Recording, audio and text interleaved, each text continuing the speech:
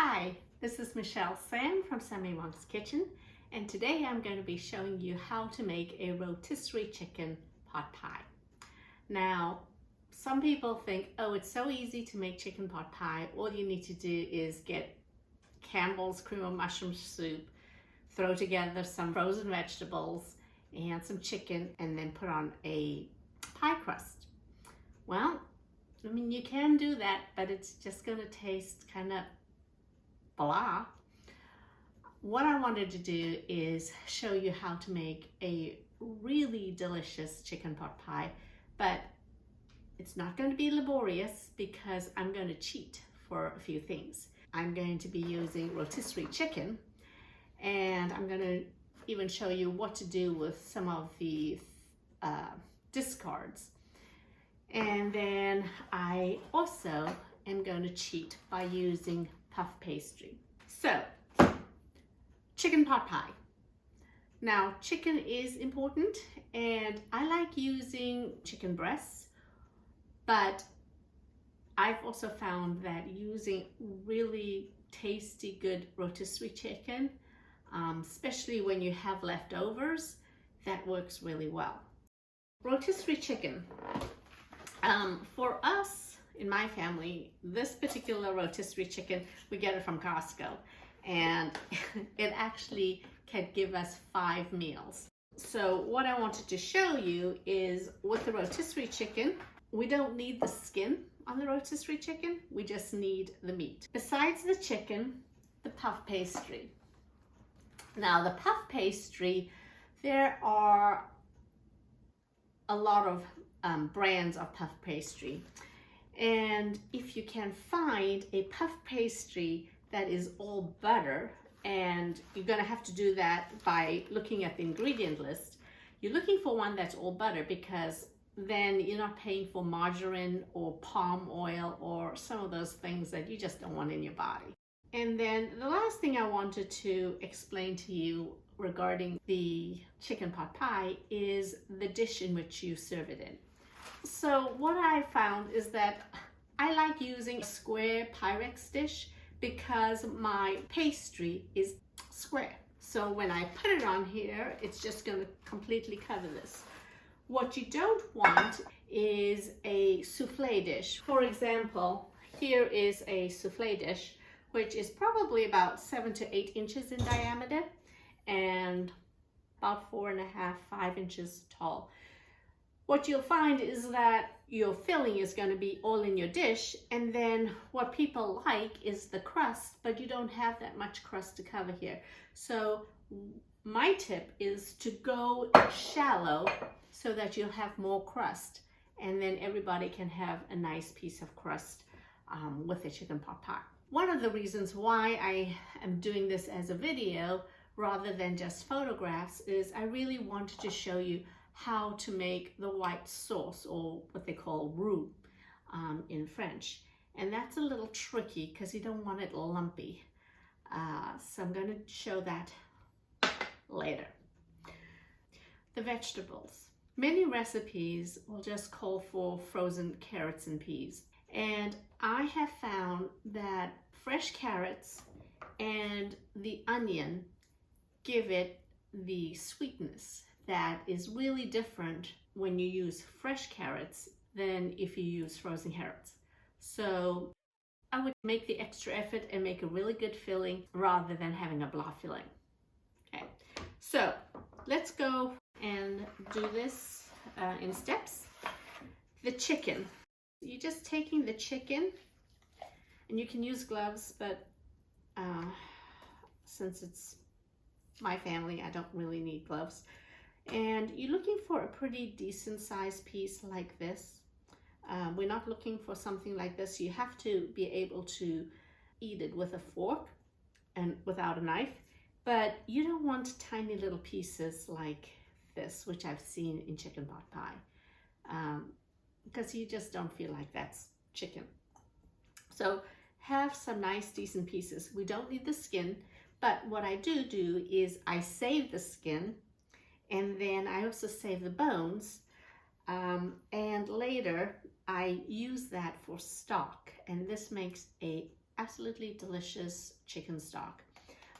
And most rotisserie chickens, like you'll see that there is this gel that forms on the bottom. It's really aspic. Put that into your stock and it's really a flavor bomb.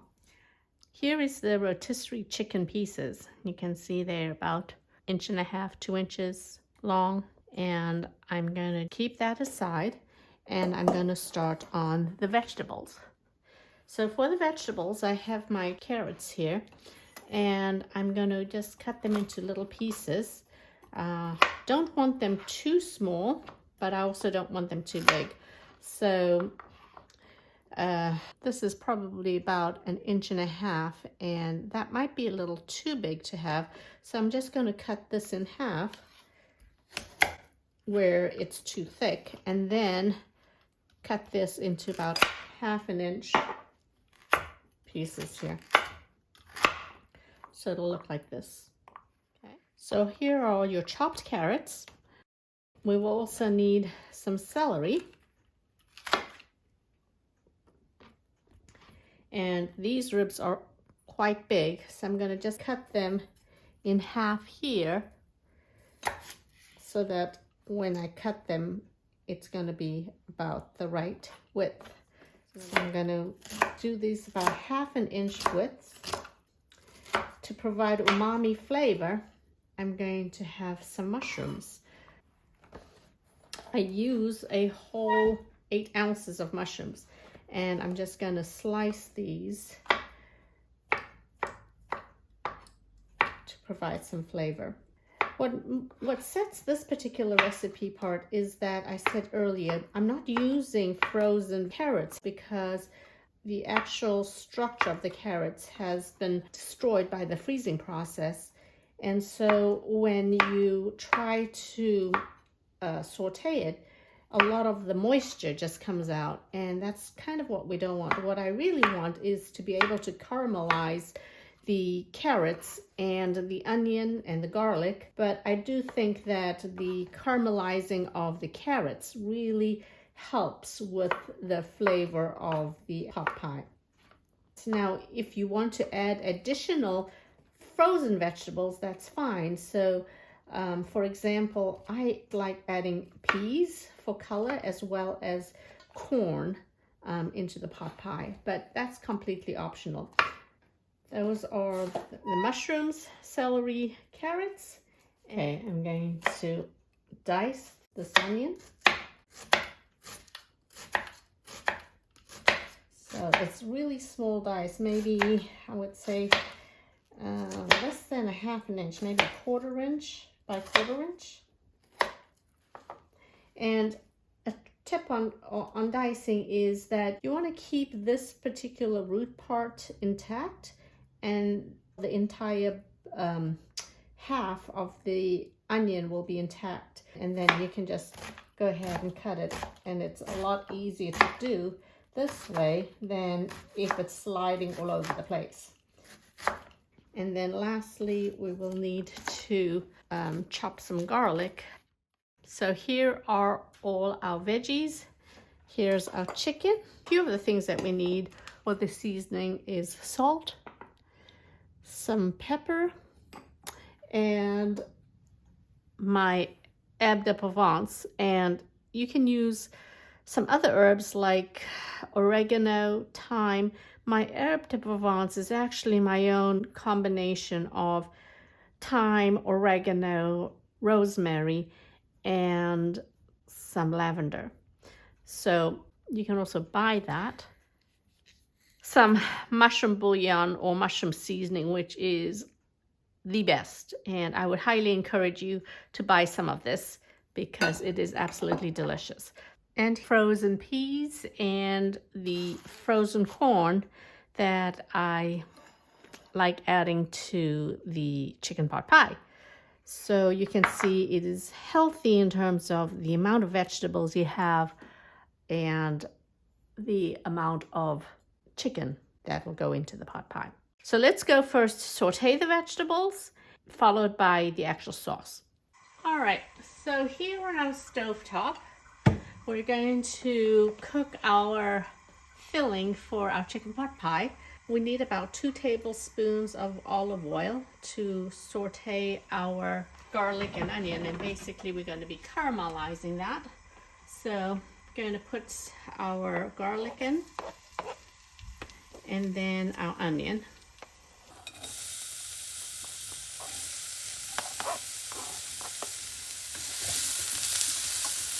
And by sauteing this, we are basically sweetening up the onion.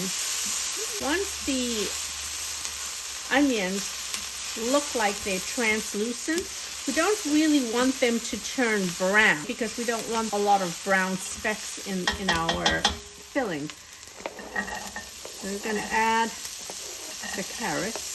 And the reason for this is enhance the flavor by having this intense heat on the onions and the carrots. The sugars in the carrot make the flavor of the filling a little sweeter. I'm going to add celery. Okay, now I'm going to add the mushroom.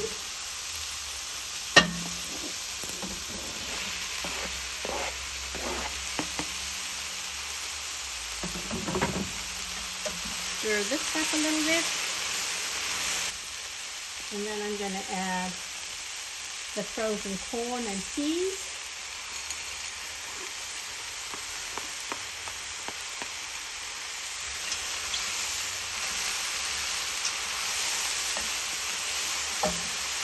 Some salt, some black pepper, and the herb de Provence.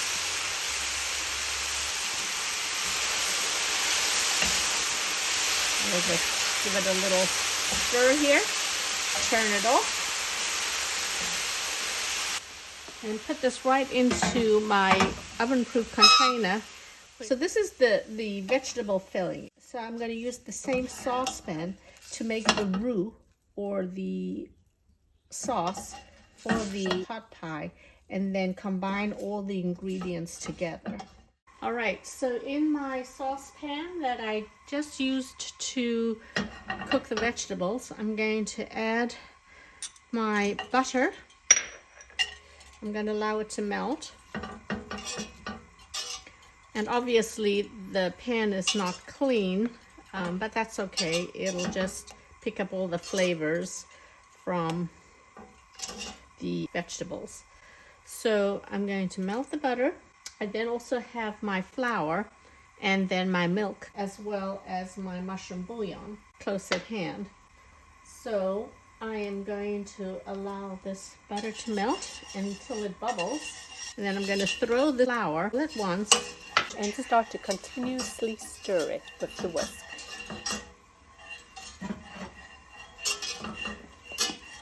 And then pour a little bit of milk at a time.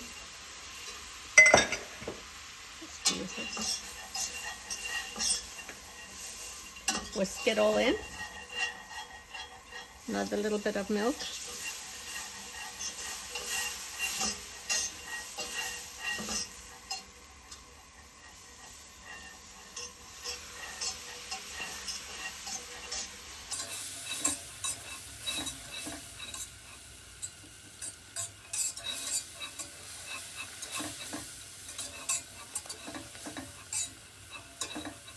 Do not put the entire milk in all at once, but just do a little at a time, and then whisk until the milk has disappeared before you actually add more.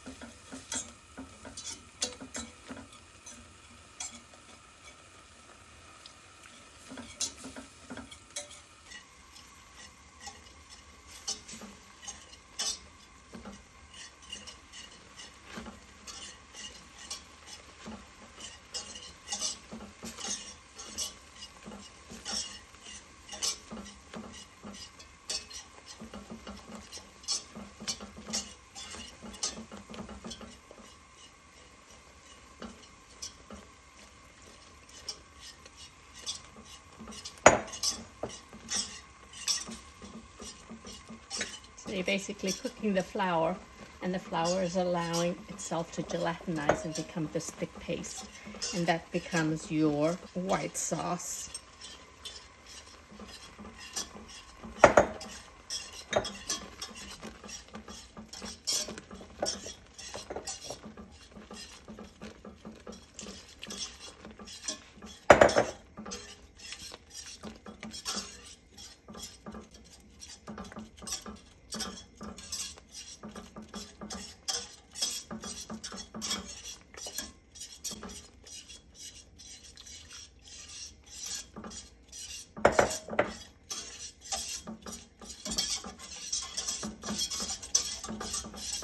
And this is the same principle to make a gravy.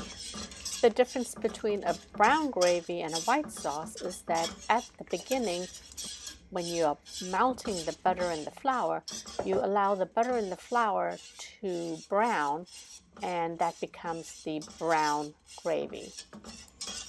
Although this is just a white sauce, so you're just going to keep adding your milk until all is incorporated, and then towards the end you just add all your milk, and there's your sauce. And now all you need to do is add in your mushroom bouillon, just 1.5 teaspoons, and just mix this in.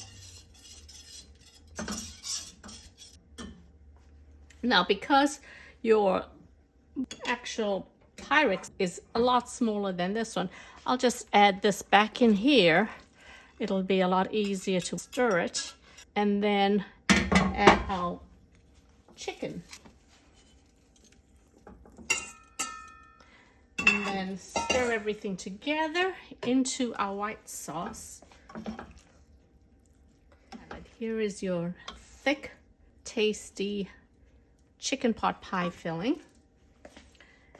And definitely taste it before assembling your pie, but this is going to have to cool before you place your crust, because you don't want the heat from your filling to melt the butter in your puff pastry. So it's best to get this to room temperature or even refrigerated so that it is cold. When you put the puff pastry in, it's going to work better.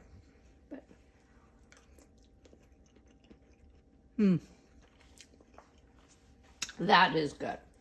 Okay, now I'm going to add this filling back into my container, and you can see that this filling is not soupy, but it has enough gravy. It has like 3 cups of gravy here. This fits nicely in a 8x8 square Pyrex.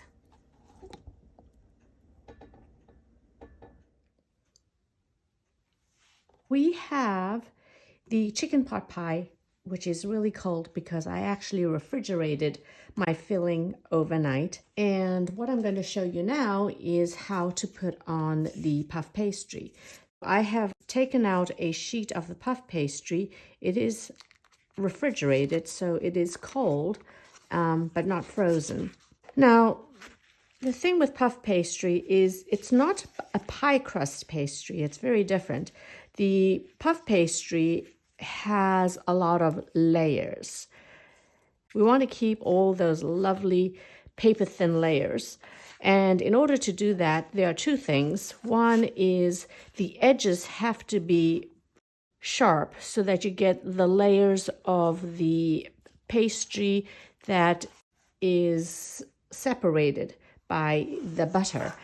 And the other thing is when the butter in the oven melts, it creates steam that pushes up the pastry. So we need to have really sharp edges, and then we also need to put it into the oven where the initial temperature is hot. So we're going to start off at a temperature of 425 for about 10 minutes, and then reduce it to 375 so that the filling of the pot pie can heat up, and we'll also get that lovely golden color of the pastry. So this is the size of the sheet for the puff pastry, and you can see that it is about the same size as the dish. as we spread it over the dish, we'll stretch it a little bit so that it'll actually cover. Now, what I'm going to do is take a little bit of the edge off so that we will have a sharp edge and layers of the puff pastry. So I'm just going to pull it a little bit here, get a little bit of stretch, and then pull it this way. So I'm stretching it, and then take a very sharp knife and cut the edge so that I get a nice clean edge.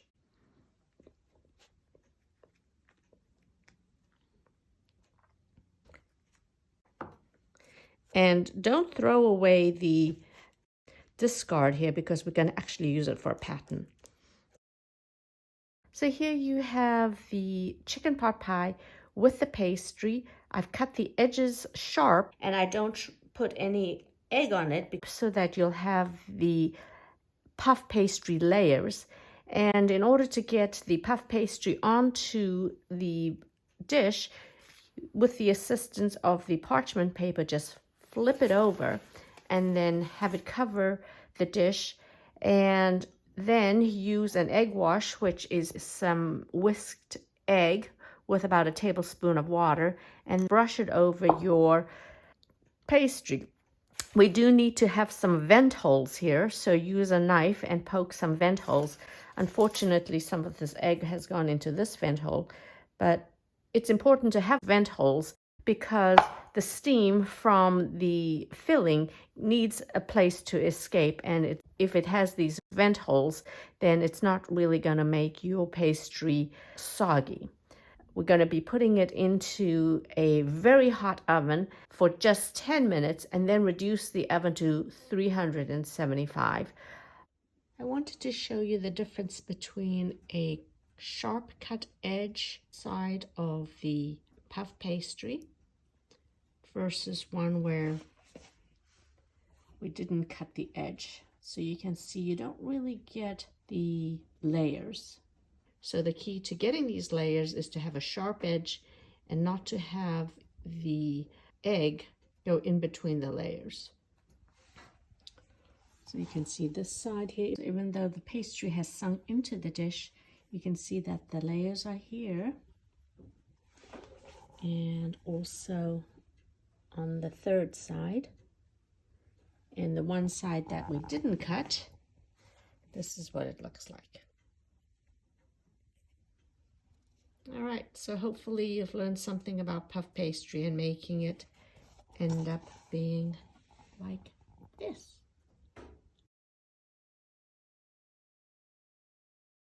More recipes can be found on sammywongsKitchen.com or social media. If you found this video helpful, please subscribe to my YouTube channel. Thanks!